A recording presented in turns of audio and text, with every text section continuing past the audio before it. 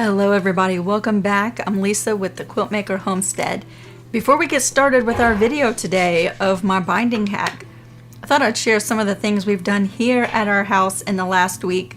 We have been canning stuff from our garden, and then we went to Sam's Club and picked up a whole bunch of mushrooms, y'all, because we use a ton of mushrooms and it is way cheaper for us to prepare and can them and save them for ourselves. And our chickens have been laying tons of eggs. We get between 12 and 14 eggs a day. So we decided to scramble a whole bunch of eggs with ham and cheese and onions and just work all evening one night and prepare 6 trays of cooked scrambled eggs for meals down the road and freeze dry them since we got our freeze dryer back. And I just thought I'd bring you along for part of the process. These were in the freeze dryer about 26 hours altogether, and we're gonna get 12 different meals from these eggs, which is fantastic. And I just thought I'd share part of that process with you. I'm packaging up the freeze-dried scrambled eggs in Mylar bags and put an oxygen absorber in there, and then the Mylar bags get heat sealed. So each one of these bags has roughly 6 eggs and some ham and some onions and some cheese. And to eat them, all we have to do is prepare some hot water or even milk if you like milk in your scrambled eggs, right? And just heat up the liquid and pour it over top of our eggs, and in a few short minutes they'll be just like we just cooked them, which is really awesome. We like taking these in the camper with us.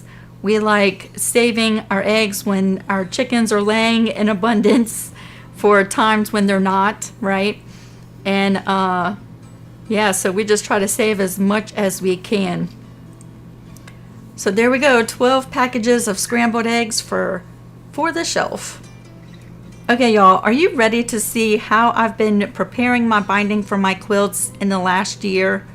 I'm hoping you find this interesting and maybe you want to give it a try. So let's go ahead and get started.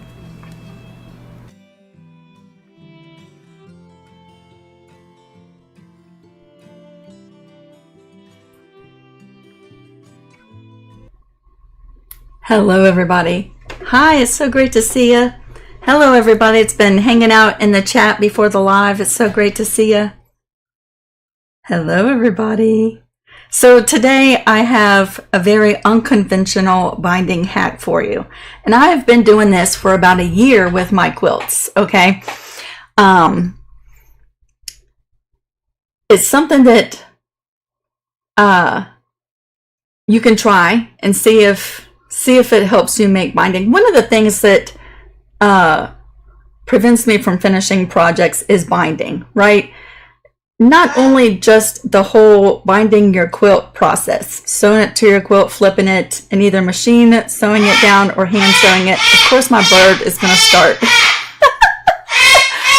Hold on a second. Let me go shut my door. Okay, I'm going to put a screen up because I have my stretchy pants on. I'll be right back.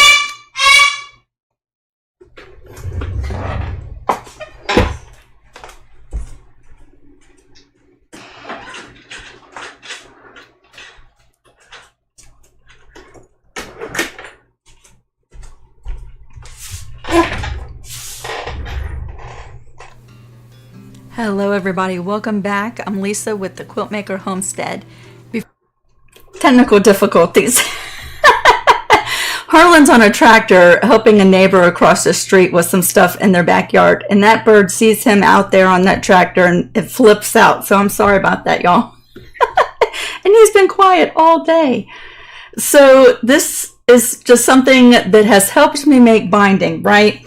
And I'm going to bring you through the whole process and what it does. So you know how you join your pieces of binding together on a diagonal? We're going to do that here in just a second. And once you do that, you press that seam open, right? And then comes the long process of folding that binding in half and pressing all the way from the start to the finish, right? I don't know why I dread that part so much. So much. Years ago, and I think they're still available, like if you buy old stock or someone's selling them, but there used to be a binding maker, right? That was a little machine that you feed your binding to, and it feeds it through and presses it. Like, I want one of those. But this is just a little hack, right? And so I thought I would share it with you today. Donna says, I love your hair. Thank you so much. Thank you, Donna. I'll tell you what, Darlene, I live in my stretchy pants. I live in them. Okay. All right. So before we get started, I also wanted to remind everybody who's on Patreon, tomorrow I'm uploading your free pattern for the month, the Susanna mug rug. And you can make this in 2 different ways, right? I give you instructions and measurements for cutting your pieces for this mug rug. If you like to do patchwork, just traditional piecing, right? You got some odd measurements in there. So I also offered the foundations to do paper piecing with this mug rug. So head over to Patreon tomorrow. That will be up there sometime in the morning. So yeah, let's come on down here to the screen. And also wanted to let you know that next Friday we're going to be talking about, we're having a discussion, if you will, about the way that I design my art quilts. Like the art quilt we did of the Yorktown Pier from a photograph that my mom took. So that's what we're doing next Friday. Okay, so if you don't have plans and you're interested, come hang out with us next Friday. I want to thank all my moderators today before we get started. I'll be over at the sewing machine and at the pressing board a little bit here and there, and I always miss tons of comments and questions when we're live. Anyway, so thank you to my moderators for keeping an eye on the chat. And if you have a question and I miss it, just repeat it if you're going to be hanging out for a minute and maybe I'll catch it, okay? All right, so what are we making? Last week I shared this. It had washi tape on it just to hold it together, right? It's just a cardboard template. I'm going to show you how to make one for yourself so you can give this little binding hack a try if you want to, right? So we're going to come right down here. And what I'm going to do is I'm even going to bind a little project with you, right? I am working on, isn't that so cute? Look at the background quilting on this. It looks like cross stitch. So I'm working on my very first ever in the hoop project that I'm going to put in my Etsy shop. I'm working on it and I have several testers. Thank y'all so much for testing out this mug rug, giving me your feedback. I've made some changes to the original file, but thank y'all so much for doing that. But this is my very first stitch out of it. It has a little back on it, and we're going to bind this together with the binding that I make in today's video. Okay, so what I have here is just a piece of cardstock. The one I usually use is a piece of poster board paper, right? Just a piece of poster board. And I actually like this one better because seeing the light, it's a little bit shiny. So it kind of glides a little bit smoother. So if you have a piece of poster board like this, you know, just a piece of thin poster board, you might want to try making it out of poster board. But today I'm going to use just a piece of cardstock, right? It's thick paper. And I have my 2.5-inch ruler because that's the measurement that I cut my binding at, right? 2.5 inches long strips. So I'm just going to take my 2.5-inch ruler and just lay it right on my cardstock. And I'm going to draw a line just like this on both sides of my ruler, okay? So when you lay down a piece of binding,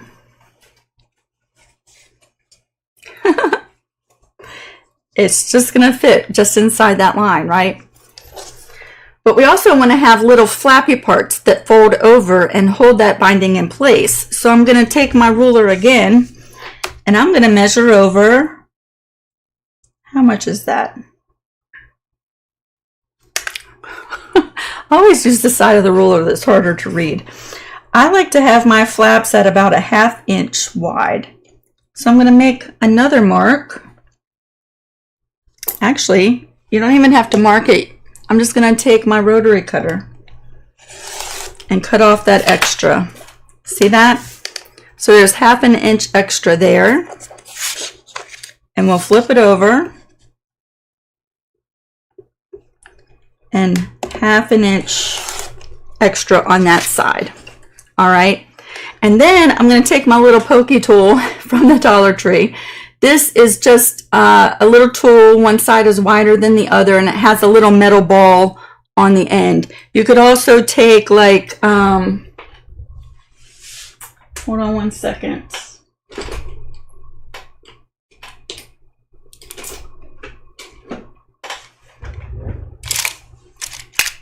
No, I just had it.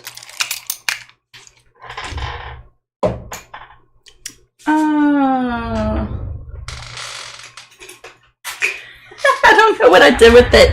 I just had it like yesterday. So you know the little crochet needles that are really tiny for doing like lace work? You can use one of those because it has sort of a blunt end, right? Just something with a blunt end. And I'm going to line it up here, and we're going to score this cardstock so that it folds over nice and straight, right? So I'm just going to score that cardstock just a couple times. What it's done is created a little fold mark on the back. And I'm going to do the other side just like that.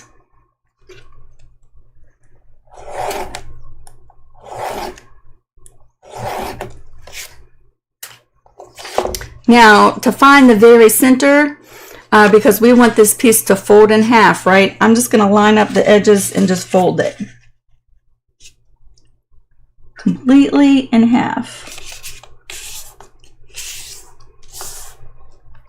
And then, just going to score that cardstock just a little bit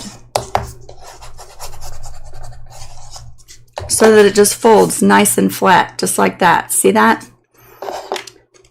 And now we can fold in our little edges. Today we're crafting, y'all. So when you fold it together like this, it comes together just like that. See that? Now watch what happens. I'll bring over this binding.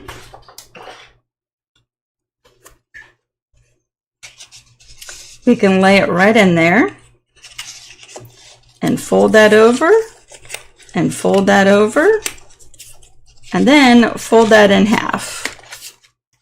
See that?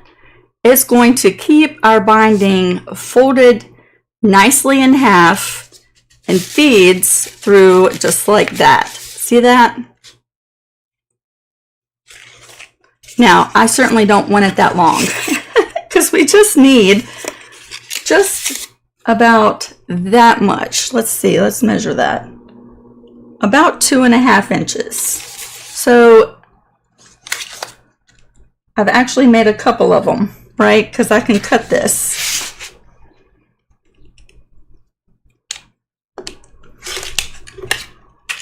And then you can just save them in case you lose one, right?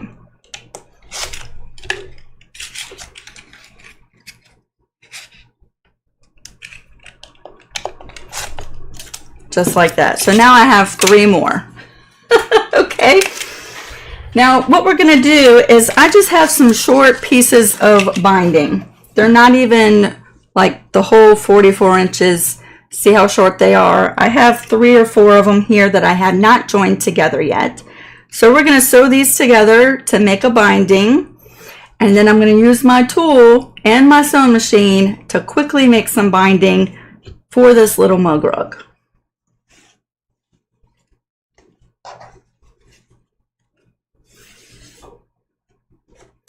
What is a Hera marker? Anitra?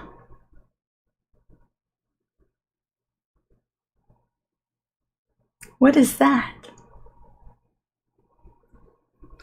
All right, so what are we doing? We're gonna come over to the sewing machine, y'all, and I'm gonna join all of these little binding strips right here. I think there's 3 or 4 of them, and then the fun begins, right? All right, I have my machine threaded. Let's put the needle down. I like to lower my stitch length to like a 2.0 when joining my binding ends. And I'm going to go ahead and turn on my little laser because that's helpful. So my first piece of binding, I'm going to put with the right side facing up. My second piece of binding, I'm going to put with the right side facing down. And we are just sewing from corner to corner, just like you would any typical binding, right?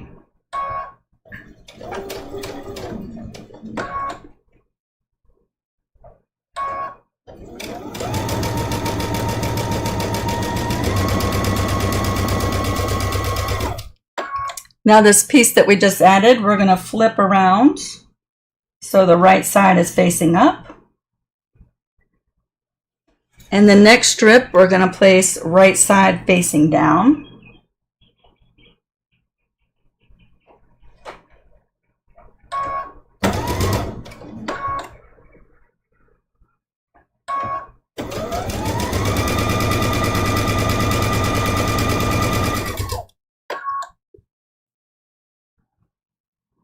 We're going to flip over the right side and add our next binding strip.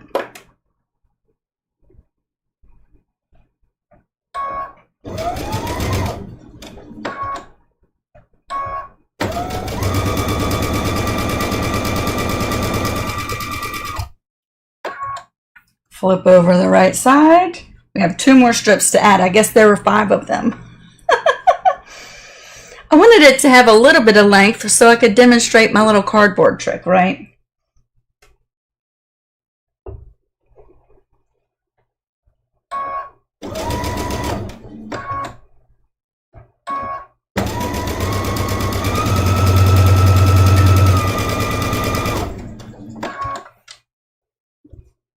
Flip that over, and this is our last strip, right side facing down.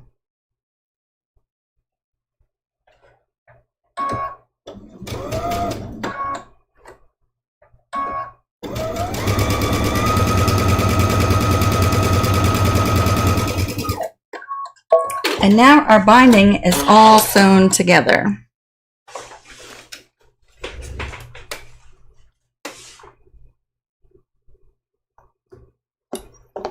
So now we can just cut it apart, right? And cut off the extra little triangles on each one of these sections.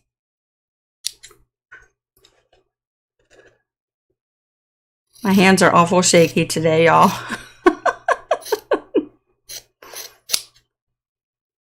And I like to trim so that the little tails, right, don't show up.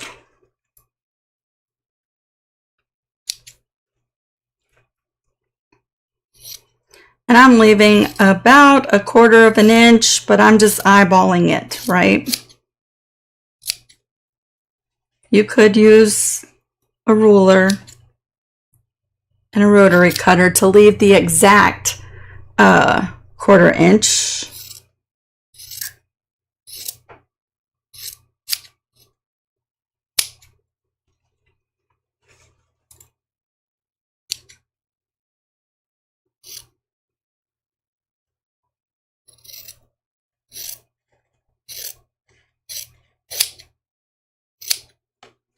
So now that our binding is all sewn together, we have a long piece of binding. The only thing I'm going to iron or press are the seams that join these pieces together, right? Let me get rid of those things. Let me turn on my iron.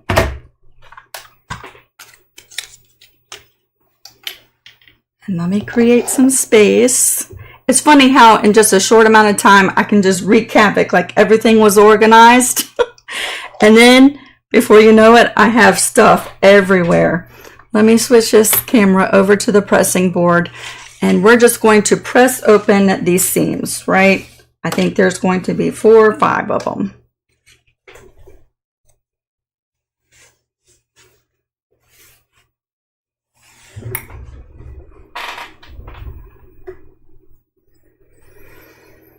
Whew. Now it's warm in here that the door is closed.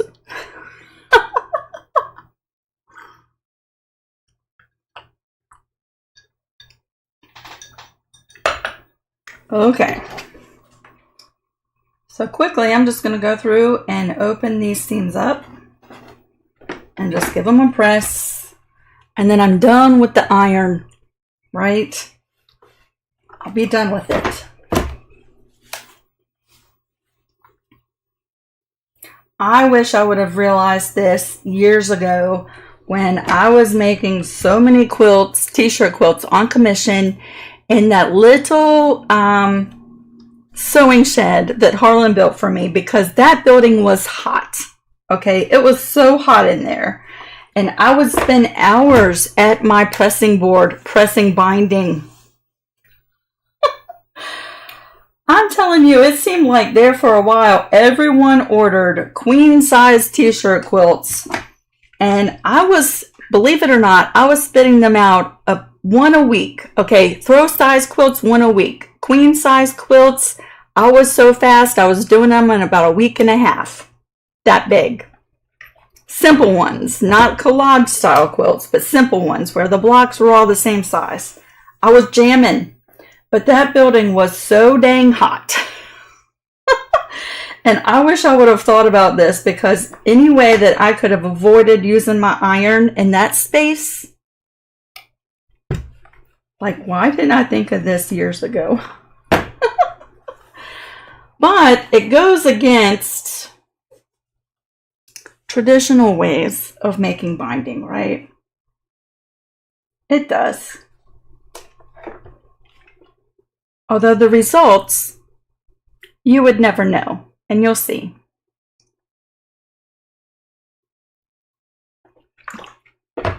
Okay, so just like that, we pressed our little seams open, right?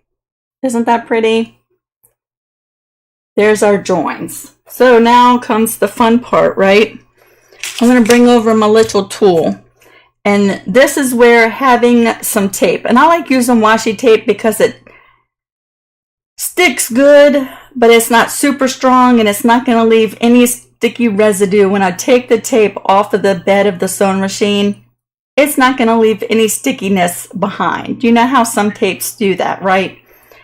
So I'm going to use washi tape. I'm sure Scotch tape would work fine as well, but I like using washi tape. Okay, so I have my little tool here, and I have all my binding. Let's just pretend that it's a really long binding, right? I have my binding here. It's almost hard to tell which way is right side up, but do you see the difference? This is the wrong side, and that's the right side. We're going to lay it with the right side facing down, right inside our little cardboard piece, with just a little flappy end right there, right? It's not much. It's about an inch, inch and a half. I'm going to fold over my little flaps, and I'm just going to fold this right in half, right? So it's pre-folding my binding. Now I'm going to bring my washi tape, and we're going to go over to the sewing machine. Okay, and we're going to breeze through this binding pretty quickly, much faster than what I can do pressing it, right? And just so, like, if this were the first time you ever watched a binding video, traditionally, let's come to the other end. Traditionally, you would sit here at your pressing board, right, with your iron, and you would fold your binding in half and press, right? And just keep doing that all the way through your binding. We're going to eliminate that step. Okay? Let me find my little binding. Here we go. And let's go over to the sewing machine.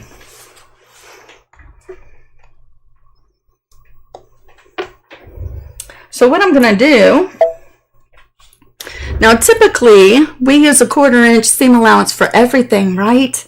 Well, we're not going to do that today because we will add our binding to our projects usually with a 1/4 inch seam allowance. Now I'm going to be sewing a basting stitch on my binding from one end to the other, okay? But I don't want that basting stitch to show after I've sewn my binding onto my quilt. So we're not going to be working with a 1/4 inch seam allowance for this step.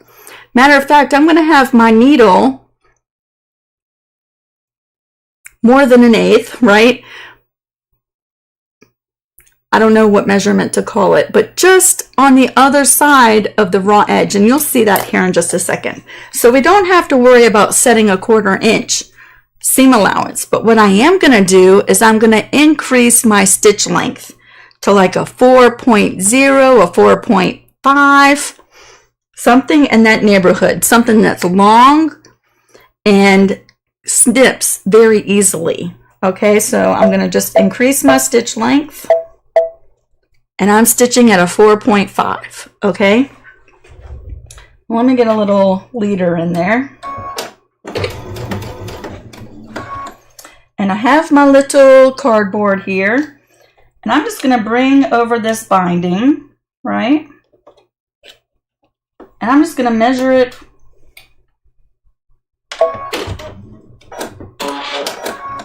I pushed the wrong button. I always press my thread cutters, even though I meant to just lower my presser foot. I'm just going to lower my presser foot for a second. All right. That's going to kind of hold down that binding as we just prepare our little cardboard template, okay? I'm going to slide that template up close to the presser foot. I'd say there's about a 1/2 inch space right there, right? And now I'm going to use my washi tape.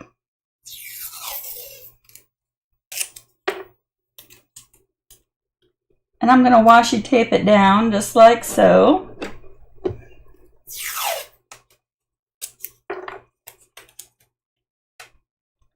And that's just going to hold that little cardboard piece right in place. And now I can adjust my needle, right? I see it's coming over right here, which is well beyond a 1/4 inch seam allowance. And this basting stitch would show up after you have flipped your binding over to the other side of your quilt. So I'm going to move my needle to the right. Oops. Let's do that.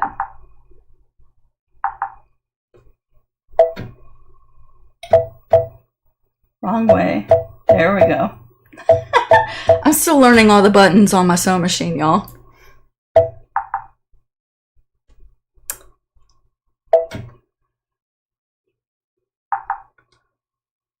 All right.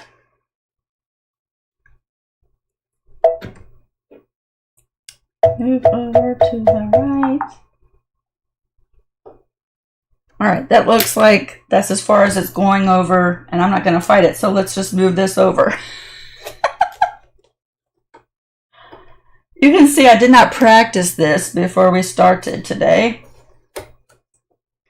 but I'm just moving it so that when the needle comes down,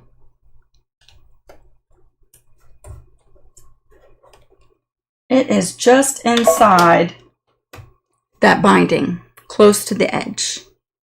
Okay, so now I'm ready to start stitching. Of course, my stitch length, when I changed it, went back. I'm stitching at a 4.5 stitch length. And I have this whole big pile of binding just right here on my table, right? You could keep it on your lap if that's easier for you. But I just have it right here. And all I'm going to do is, you can see me down here, is I'm just going to hold this up and kind of guide it as it's stitching along, right? And this cardboard template is going to help keep it perfectly folded as you're stitching along.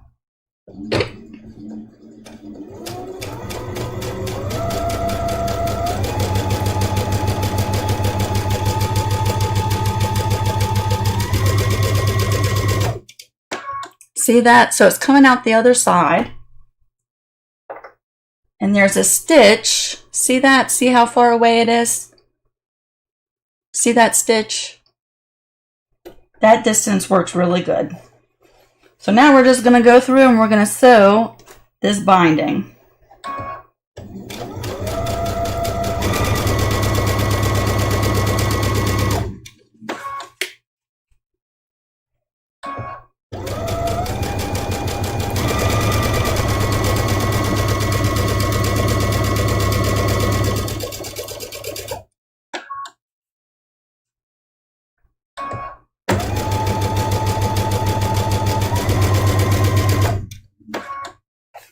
All I really have to focus on is keeping it untangled,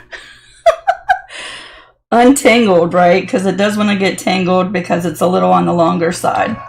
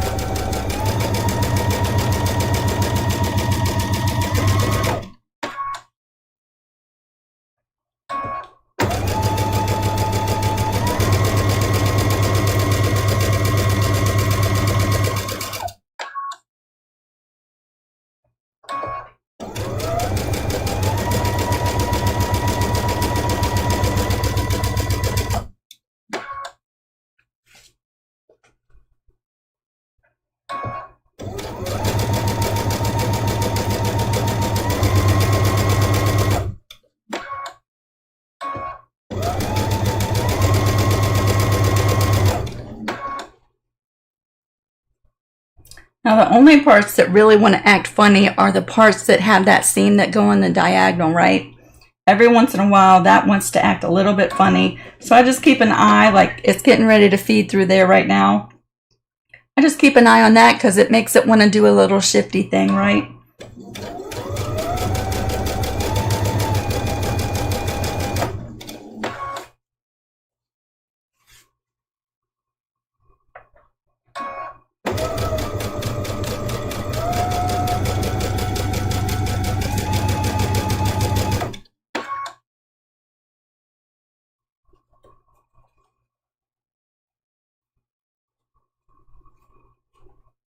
That one part caught in funny, that one little seam.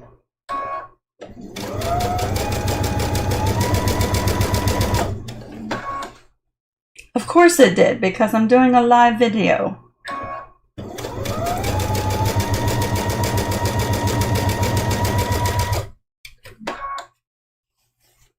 All right.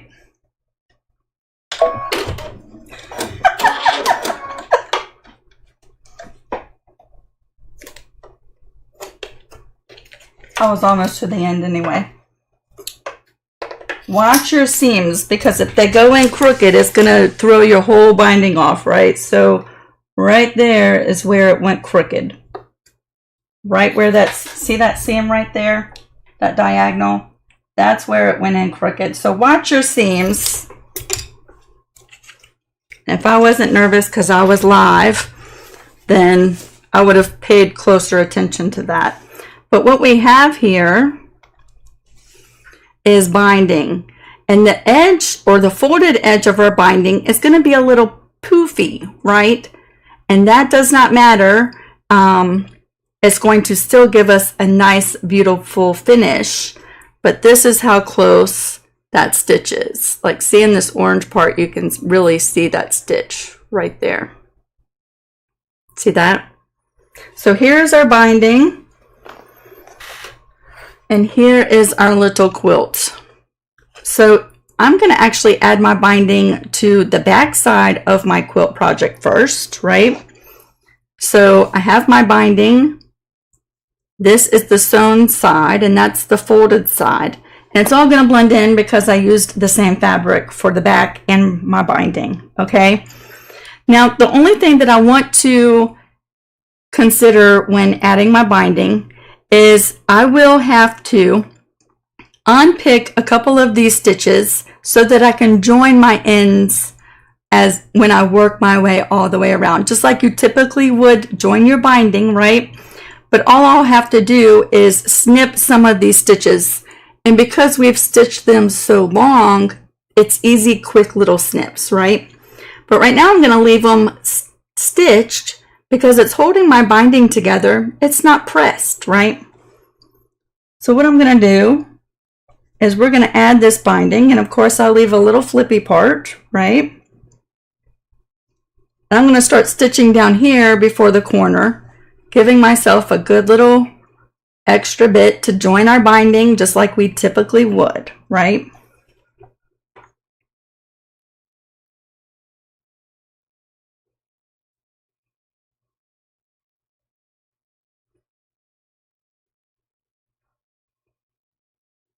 Mimsy said, I've never made binding. I wasn't aware that you had to stitch it before using it. You don't. Usually you press it. But this is what I've been doing for like the last year.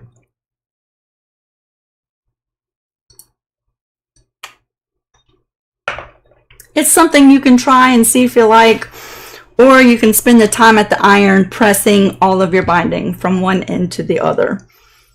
So now I'm just going to bind this quilt with you, just like we would, right? Let's go back to the sewing machine.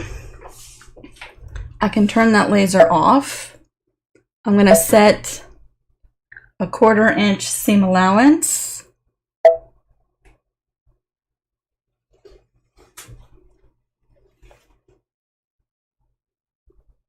I'm going to line up the stitched edge, the edge with the raw edge, right?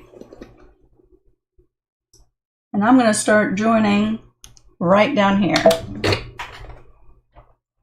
And I'm just going to quickly add the binding all the way around.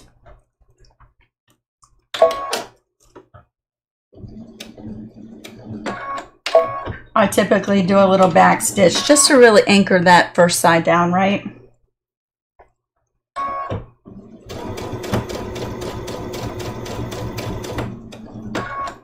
I'm going to sew down to about a 1/4 inch away from the raw edge, and I like doing a little back stitch.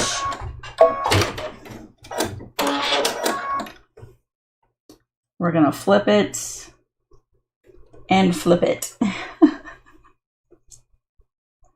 This really isn't, I've shown this many times here on my channel, binding quilts, right, with traditional quilt binding. But my main thing is that I wanted to demonstrate, even though this binding is not pressed flat, it doesn't change the look or the way that how it works when you're working with the binding. So that's why we're going to go ahead and go through all the motions.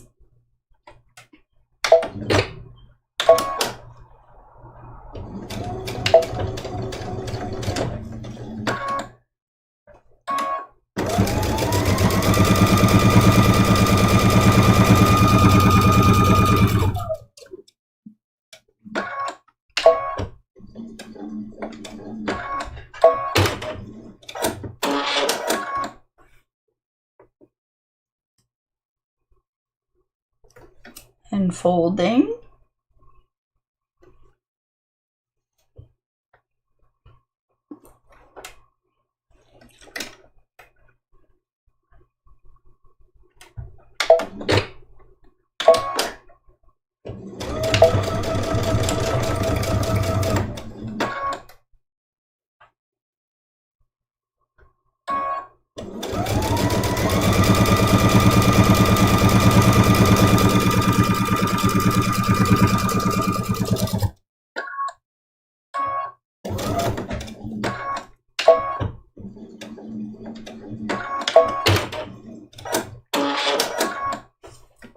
So that's the side with the opening, right? We have this one last side.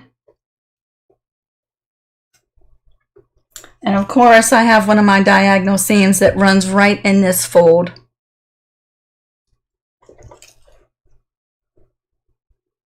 I still work with it, even though it really irks me when that join is right in my binding turn like that, right in the corner.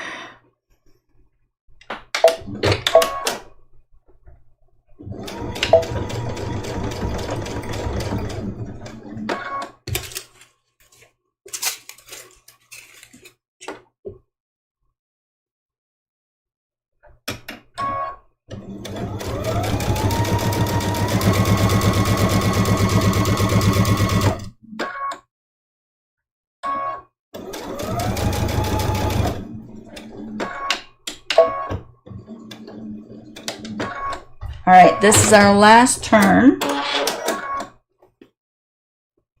And what I'm going to do is I'm going to turn this and flip it back over. And I'm going to stitch down just far enough to secure this corner, right? But I want to give myself a good amount of tail to make joining these ends easy. So I don't want to sew down really far, just far enough.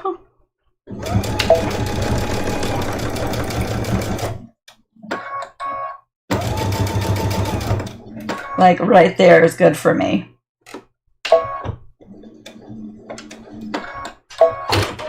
Doing a traditional binding on a little tiny mug rug can be tricky, right? So now we have all this extra binding, and we have the little tail that we left at the beginning. So let's just bring it over here.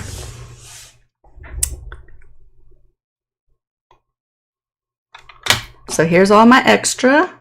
And here's my beginning tail. I'm going to bring my little ruler back over.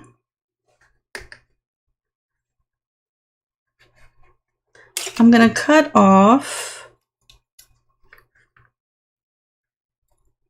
about right there. I'm not even measuring that, right?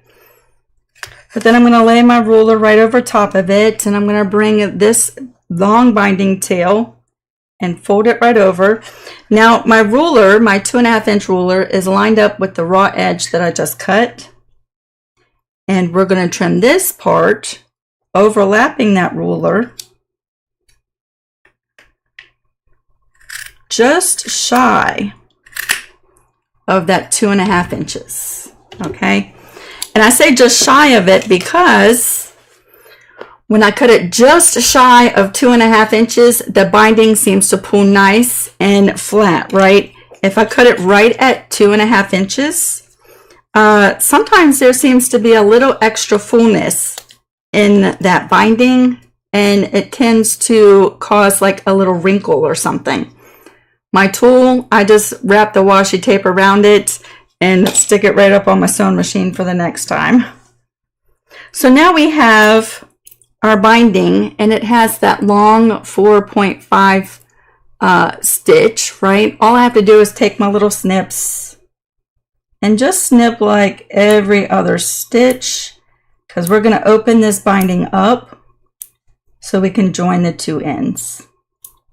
And that's really all we have to do. That stitch is just there doing a job and holding that binding for a minute, right?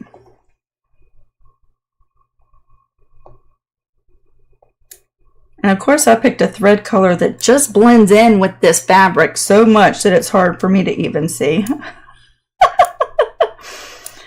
But I'm just going in and cutting like every other stitch. And the stitches are long, so they just pull right out, if you can see them.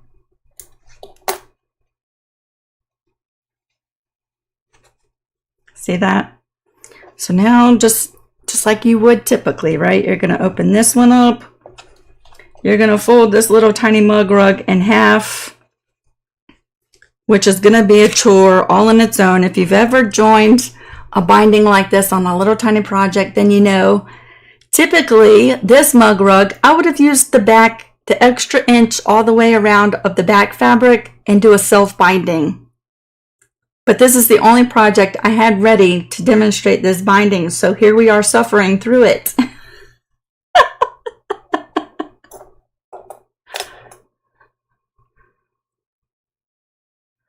All right, now I'm going to finagle with this because look, y'all, it's tight, right?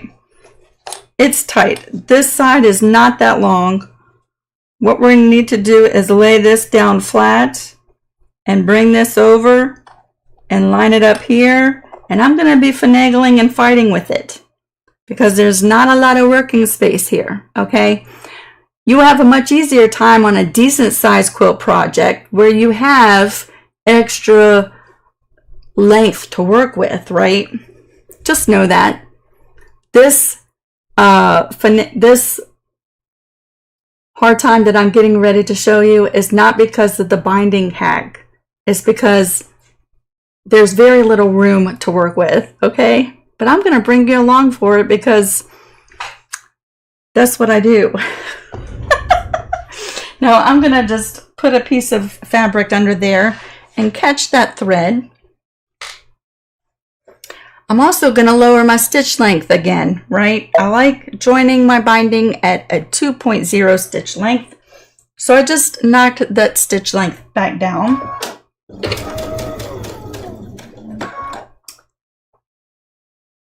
Now we're going to come in here. Oh yeah, you can see. And it's going to look crazy.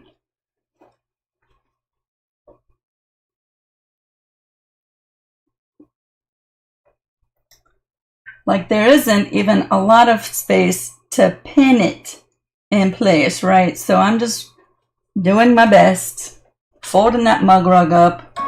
Let's catch that end right there. And now we can just sort of line everything else up.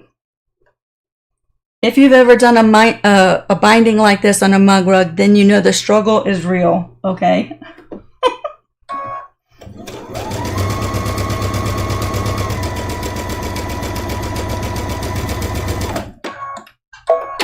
I think I had an easier time than I thought I would, though.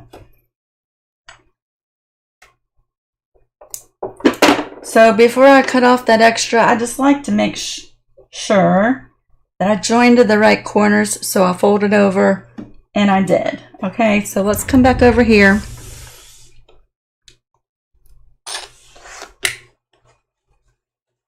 We're going to trim off that extra fabric right in that triangle.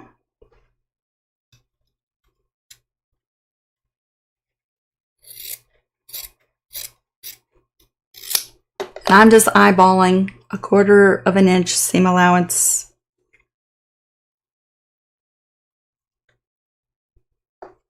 And I'm not even going to press that seam. I'm just going to finger press it because she is awkwardly short, right? So I'm just going to finger press it with my fingernail. And it's going to do a really good job at pressing that seam open. She's pretty flat. So now we can just pull her taut and finish the join, right? We left off here and we started there, and this part is still open. So let's go sew that down.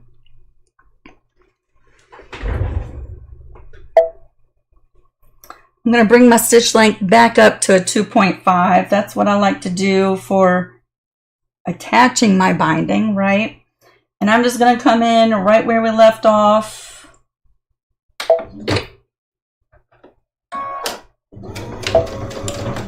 Do a little back stitch, get that binding lined up,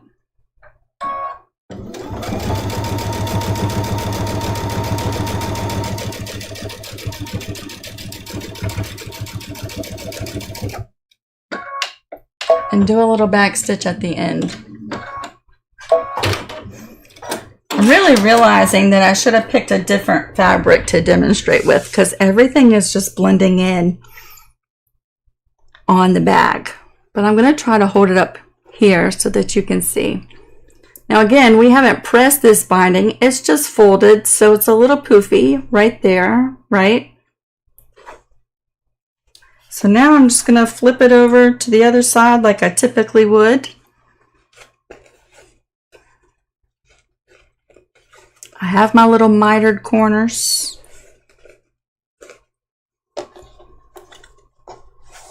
You can go through and give this a press if you want. Like a lot of people will press these edges, right?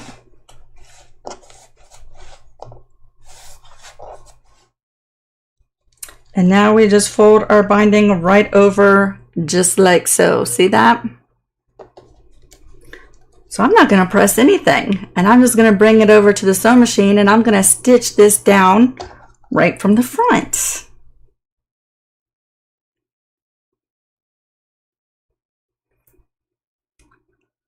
Okay, let's come back to the sewing machine.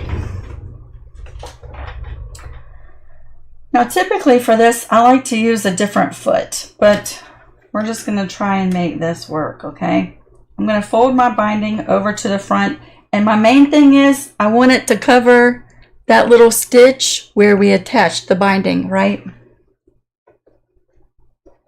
And it does. It comes over and covers that stitch. Let's see.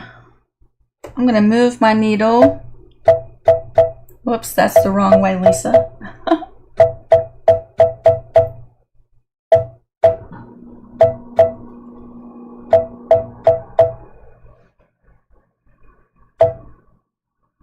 So it comes down right next to that fold, inside the binding, but just inside the binding, right? I'm going to lower that needle. And we're just going to go right through and sew this binding down.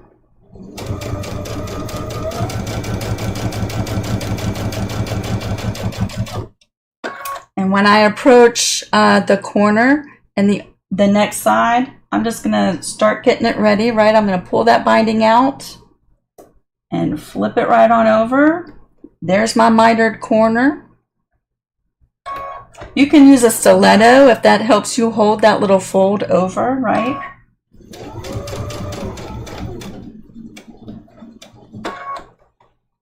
The needle just did catch that fold. So now I'm just going to fold the binding down.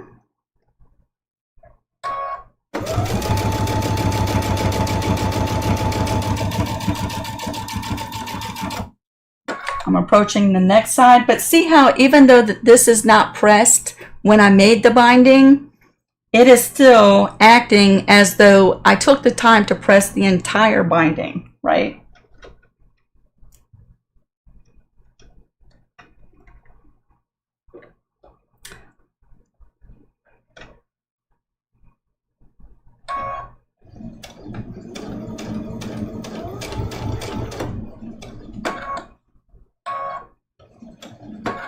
All right, I've caught that side and I can just work my way down this way.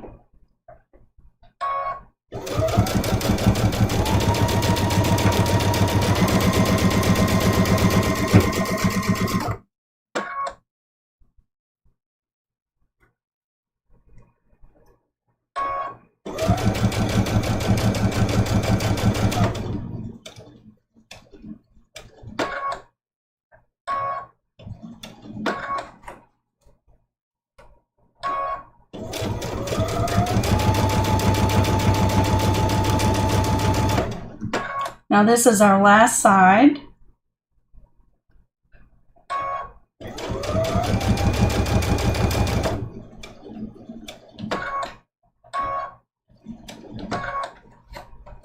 And right here is where we started, so I just have to finish this side.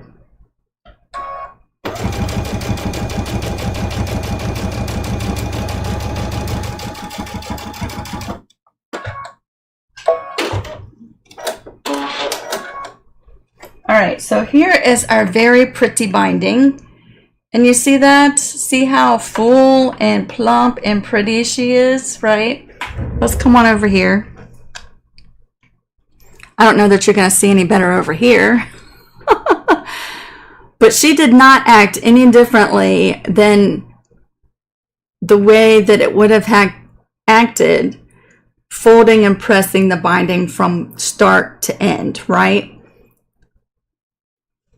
So that little basting stitch holding that binding together all the way from the start to the end acted the same as pressing it from start to the end, right?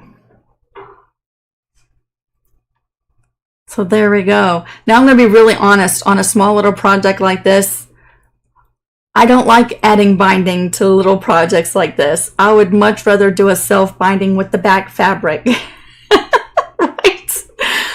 But since I was working on this design anyway, this is the project I had close by and ready to go. So, you know, we struggled through it. But look how pretty she is, right?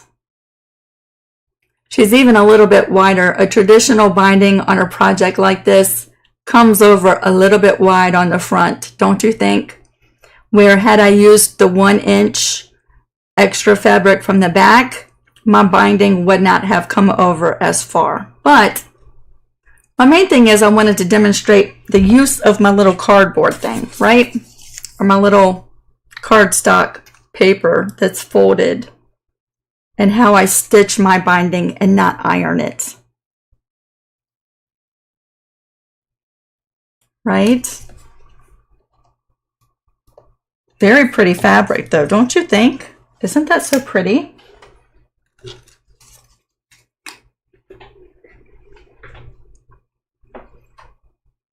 Wanda, if you have an embroidery machine, guess what? Sometime next week, soon as I have a couple more things I want to change on the PDF, but I've made the changes to the embroidery file, right? So in the embroidery file, I have created a thicker stem that runs through the middle of the leaf.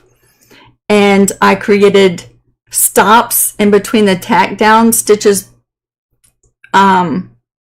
of the 4 different leaves, right? All based on feedback from my pattern testers, which I appreciate so much. So I've made those changes. There's a couple of things that I noticed last night I want to change in the PDF. And then, yeah, I'm going to make a video stitching this in the hoop sometime next week, and then the pattern will be available. But it'll be my first ever embroidery in the hoop digitized pattern on Etsy, right? But if you don't have an embroidery machine and you want to make a mug rug that looks like this, guess what? I'm hooking you up too, because in the description box, there is a link that brings you over to a Patreon post where I have uploaded the free tracing files for these 4 leaves. They are slightly different, right? This one is the same leaf as that, but it's slightly smaller.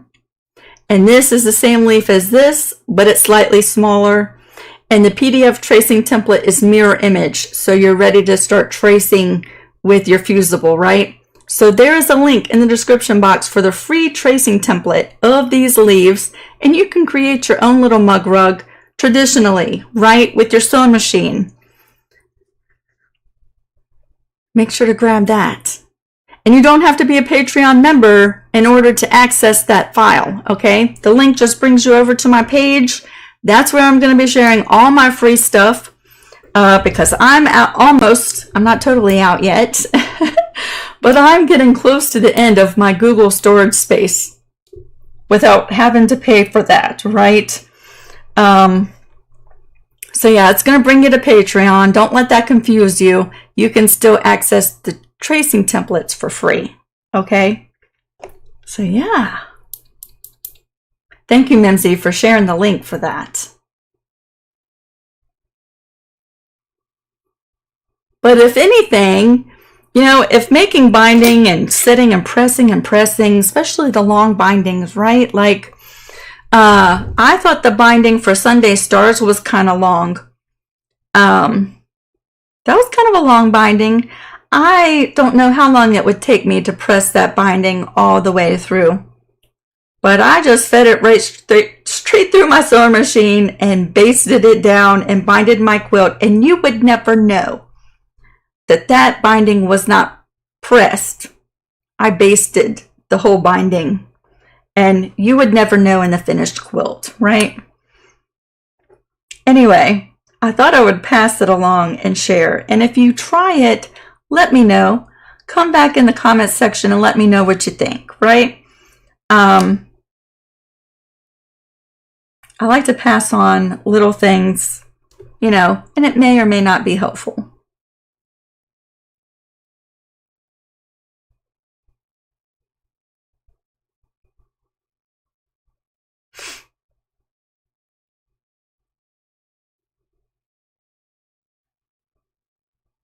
What do y'all think about this later starting time?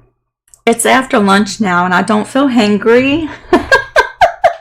Even though that's frustrating, I knew sometimes, I mean, just letting you know, doing this with the little cardboard, sometimes if you don't press those seams where your binding ends join, if you don't press them really nice and flat, they will catch and throw a little kink in your cardboard template.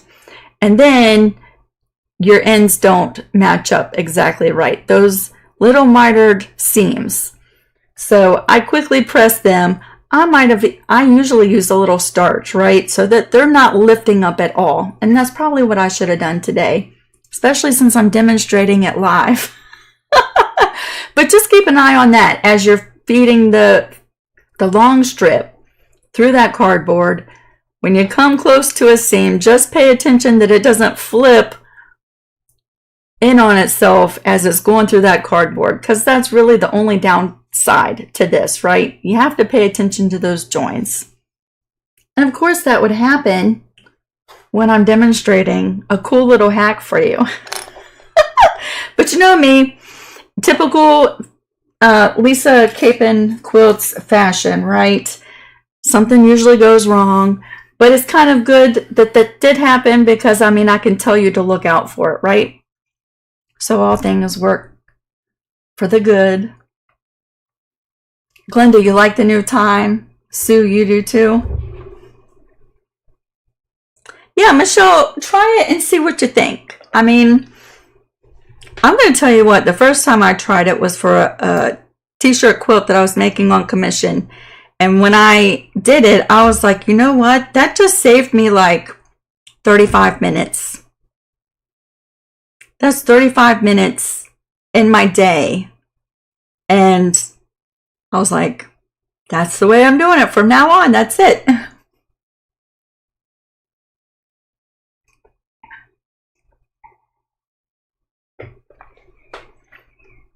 It is so warm in here with that door shut. Although it feels really nice outside. It does. And y'all would never guess what Harlan came home with yesterday. Take a wild guess. I'll give you some hints. It goes outside. We're going to put it at the end of our driveway. And I'm going to find a cute little flag for it. That's all the hints I'll give till y'all guess.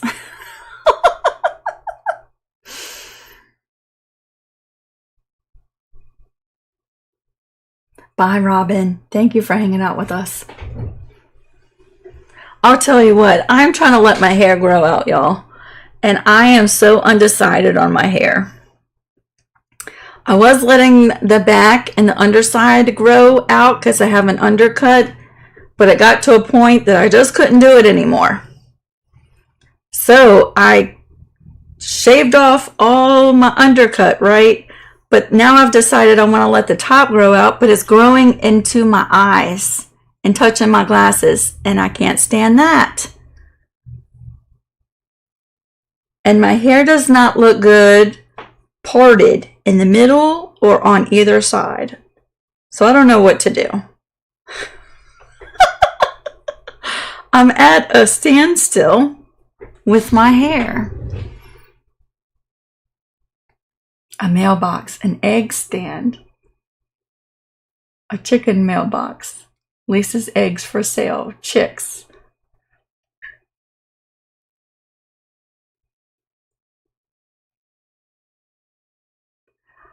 Linda, I wish I could part my hair on the side. It just doesn't really want to do that.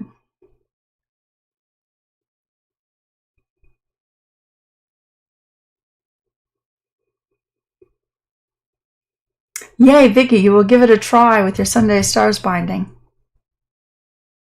Terry, you just cut your bangs? She says, I don't know why. I clip them back most of the time.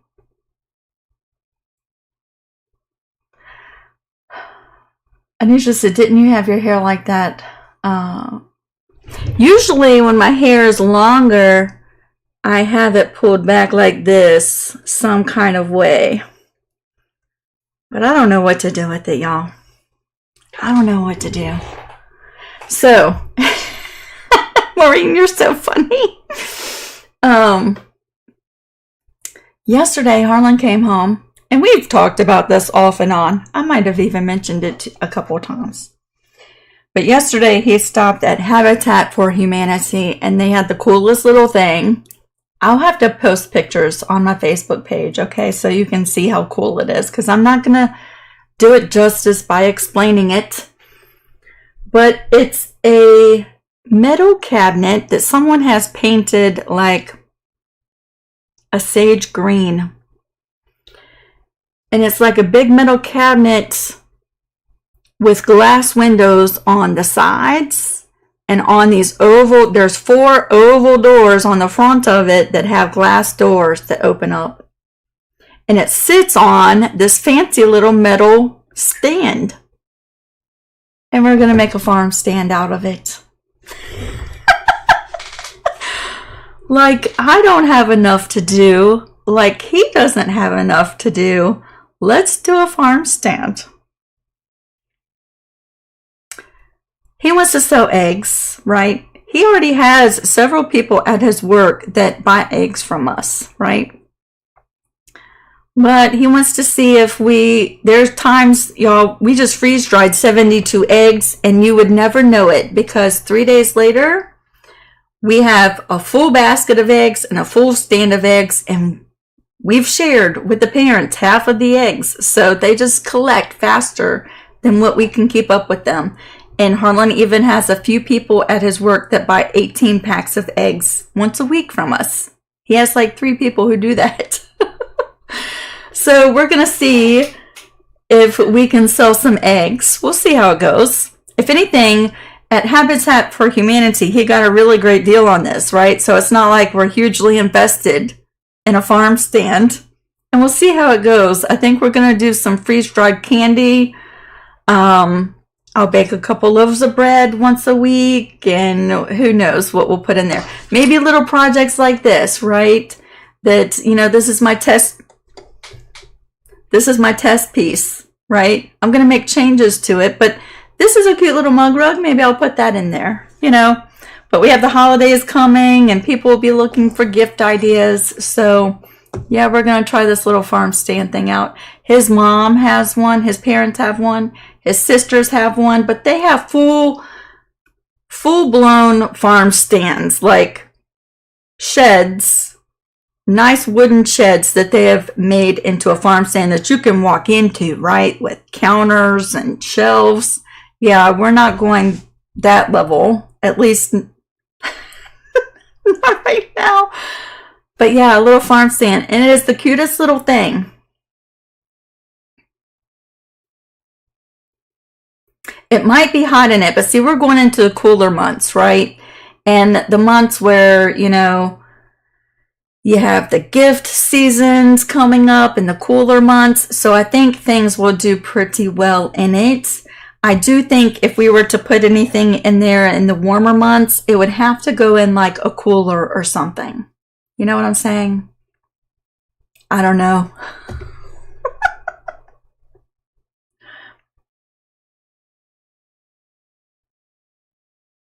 Yes, Terry, we didn't do omelets. We scrambled them, right? With ham, onions, and cheese. And then we freeze dried them. And so we have 12 prepared breakfasts on our shelf, just waiting.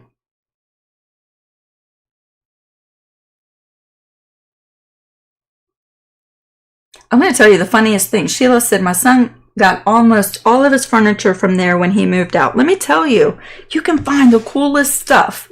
So a couple years ago, we had a leather sofa, right? And it was one of the leather sofas that had the 2 recliners with a console in the middle that lifted up, right? It wasn't a long one. It was just like 2 connected recliners with a console. And that thing was heavy and it was hard to move. And so before we moved, we had decided we wanted to get individual recliners, right? This was at the other house. So we went to the furniture store, and I mean to tell you, his recliner was like $700 and mine was like $650, and that was on clearance, right? So we bought 2 recliners. And don't you know that the very next day we went to Habitat for Humanity in Williamsburg, and I found a recliner for $25, and it's hold on, I'll think of the name. not a Thomasville. Lazy Boy, but it is like a vintage Lazy Boy from like the 70s, and it has wooden arms, and it's a rocker recliner, $25. And I just spent hundreds of dollars on a recliner, and I bought that one. And so the recliner that I got for myself is like an extra chair, and I don't even sit in it. The $25 rocker is my all-time favorite chair I've ever had. I wish we would have gone there first.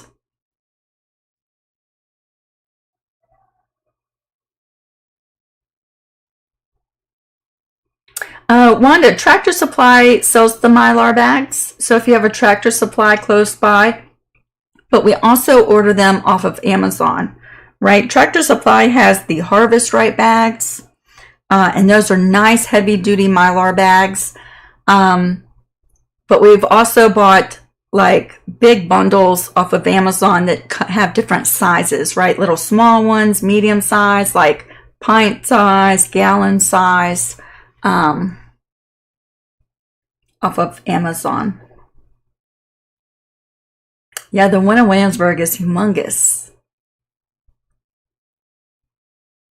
And yeah, we get a good deal of traffic down here. I mean, not a lot, but we have a couple Facebook pages that allow you to post things that you make, bake, grow, catch, those kind of things you can post on the community Facebook page.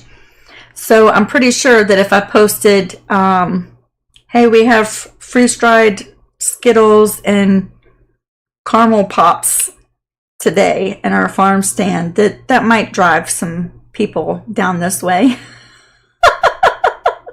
Or it might not. And then we have this really cool, like, I wish you could see it. We have this really cool thing that we might end up putting in our bedroom if this whole farm stand thing doesn't end up happening the way that Harlan is thinking that it's going to.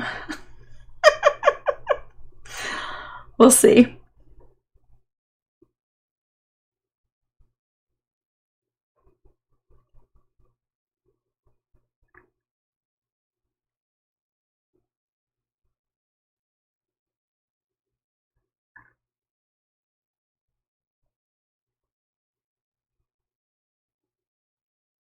So yeah, my day has been pretty good. Really busy right up until when we started today, but I kind of like the 2 o'clock time. Kind of really like it. And so next week, I mean, think 2 o'clock. And what we're going to do is we're going to have an open discussion, and I'm going to bring you through my thought process and how I design an art quilt. An art quilt is such a big description, isn't it? Because it describes so many different types of quilts other than traditional quilts, like, you know, what we did with Sunday Stars, right? So I would say I've done a lot of art quilts here on my channel. Like if you go back to the very beginning, I did Sunrise on a Hill, where I stitched a satin stitch outline, and then we painted with, I forget what we painted that quilt with. I think it was Inktense pencils, right? I would call that an art quilt, right? The Garden Gate quilt. That whole series, right? If you ever saw that, I would consider that an art quilt. The Hummingbird Mosaic quilt we did, I would consider that an art quilt, right? The Yorktown Pier art quilt, you could even call that like a landscape quilt, was derived from a photo, not just a drawing that I drew up, right? Like all the other quilts that I've done here on my channel. This was actually from a photo that my mom took, right? And so the process of how I took her photo and turned it into like a black and white rendering drawing, and turned that drawing into a pattern that we could cut applique shapes from, right? So that's what we're going to be discussing next week. How I go about making a quilt from a photograph. And I'll pick a really cool photograph, maybe one that Harlan has taken, right? He's taken some really cool photos. So we'll take one of his photos and we'll turn it into an art quilt. And I'll walk you through my process. And just keep in mind that my process is probably different than everybody else's. And we all have individual ways of doing it, right? And so I'm just going to show you my thought process. But if you're interested in making a quilt pattern from a photo, what I do is encourage you just to search that on YouTube, because even what I share with you next week, you could take a couple of things that I do, and someone else who teaches on YouTube might share a couple of ideas that you really like, and you can combine the two and make your own method, right?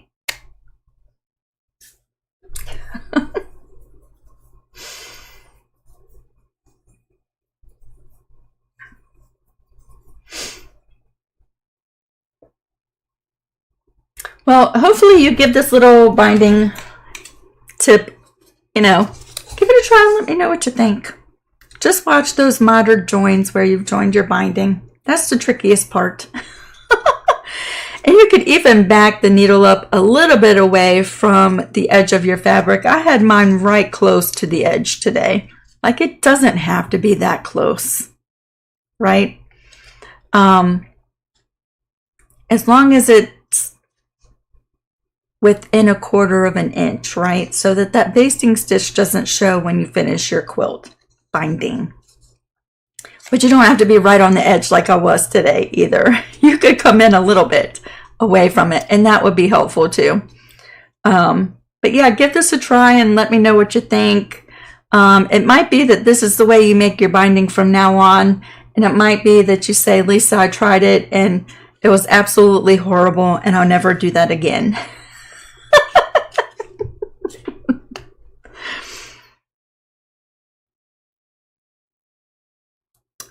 Goodbye, Miss Maureen.